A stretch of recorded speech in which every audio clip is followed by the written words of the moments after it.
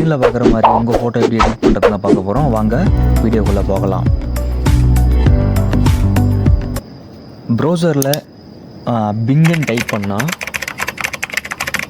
Type பண்ணிட்டு கீழே scroll பண்ணிங்கன்னா அங்கே இமேஜ் கிரியேட்டர்னு ஒரு ஆப்ஷன் இல்லைங்களா, அதை கிளிக் பண்ணிட்டு வந்தீங்கன்னா நமக்கு இன்டர்ஃபேஸ் பார்த்தா இப்படி தான் இருக்கும். ஸோ நம்ம லாகின் நேமு, அப்புறம் காயின்ஸு பர் டே வந்து 15 காயின்ஸ் கொடுப்பாங்க. அதில் நமக்கு ஷோ ஆகிடும். கீழே வந்து சர்ச் பாக்ஸ் இல்லையா, அந்த இடத்துல நமக்கு என்ன வேணுமோ இமேஜ் வேணுமோ அதுக்கு தகுந்த மாதிரி அந்த டெக்ஸ்ட் பண்ணால் அது ஆட்டோமேட்டிக்காக ஜென்ரேட் பண்ணி தரும். ஸோ நீங்கள் வந்து பயப்படாதீங்க. அந்த டெக்ஸ்ட் எல்லாமே உங்களோட டிஸ்கிரிப்ஷனில் நான் பின் பண்ணி வைக்கிறேன், அது நீங்கள் பாருங்கள்.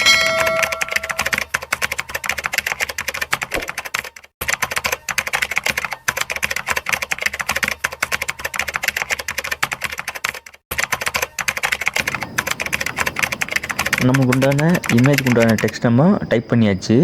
நெக்ஸ்ட்டு வந்து இங்கே கிரியேட் இருக்குல்லையா, அதை கிளிக் பண்ணால் ஒரு ஃபியூ செகண்ட்ஸ் வந்து லோட் ஆகும். அந்த ஜெனரேட் கிரியேட் ஆகிட்டு நமக்கு இந்த மாதிரி தான் வரும்.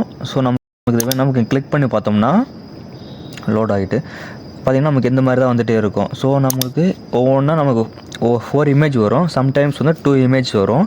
ஸோ உங்களுக்கு வேணும்னு நினச்சா அந்த டவுன்லோடு கிளிக் பண்ணி டவுன்லோட் பண்ணிக்கலாம்.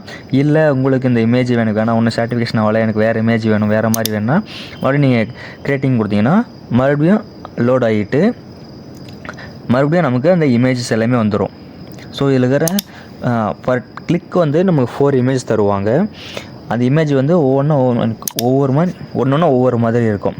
ஸோ அது ஒவ்வொன்றா நீங்கள் கிளிக் பண்ணி பார்த்துட்டு உங்களுக்கு எது வேணும்னு நினச்சிங்களோ அதை நீங்கள் டவுன்லோட் பண்ணிக்கலாம். நெக்ஸ்ட்டு வந்து நான் வேறு நேமு போட்டு நான் ப்ராம்ப்ட் போட்டு நான் உங்களுக்கு க்ரியேட் பண்ணியிருக்கேன். அந்த க்ரியேட் பண்ணால் ஜென்ரேட் ஆகிட்டு இருக்குது. பார்த்தீங்கன்னா ஃபஸ்ட் நமக்கு 12 காயின்ஸ் இருந்துச்சு, இப்போ பார்த்தா 9 காயின்ஸ் தான் இருக்குது. ஸோ அதை நம்ம கொடுக்க அது காயின்ஸ் வந்து ரெடியூஸ் ஆகிட்டே இருக்கும். பார்த்திங்கன்னா நம்ம ஃபஸ்ட்டு ஒரு ப்ராம்ப்ட் போட்டோம், அதுக்கு தகுந்த மாதிரி ஒரு இமேஜ் வந்துச்சு. இப்போ நம்ம வேறு ப்ராம்ப்ட் போட்டிருக்கோம், இதுக்கு தகுந்த மாதிரி ஒரு இமேஜ் வந்துருக்கு இல்லைங்களா. ஸோ நமக்கு அங்கே ப்ராம்ப்ட் வந்து என்ன டைப் பண்ணுறோமோ அதுக்கு தகுந்த மாதிரி இது எல்லாமே ஆட்டோமேட்டிக்காக ஜென்ரேட் பண்ணி தந்துடும். வேணும்னா நம்ம இங்கே டவுன்லோட் பண்ணிக்கலாம். எந்த வாட்டர் மார்க் எதுவுமே இல்லை.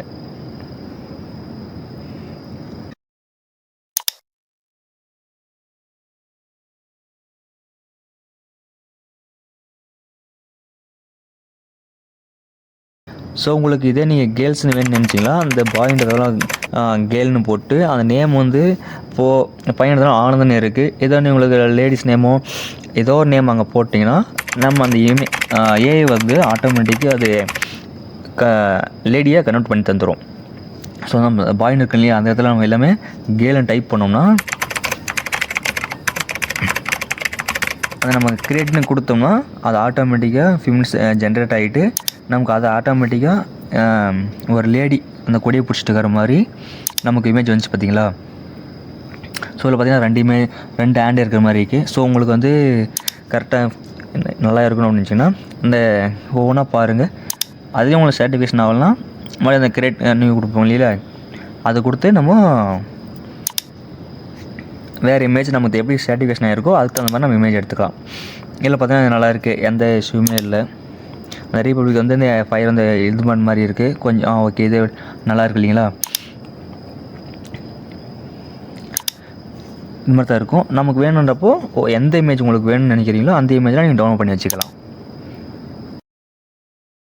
இந்த மாதிரியான யூஸ்ஃபுல்லான இன்ஃபர்மேஷன் தெரிஞ்சுக்க நம்மளோட சேனலை நீங்கள் சப்ஸ்கிரைப் பண்ணிக்கோங்க.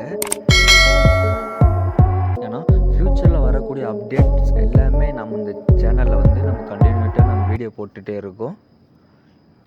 இந்த மாதிரி இமேஜ் எடிட் பண்ணணும்னு நினச்சிக்கிட்டு உங்கள் ஃப்ரெண்ட்ஸுக்கு எல்லாருக்கும் ஃபேமிலிக்கு ஷேர் பண்ணிடுங்க.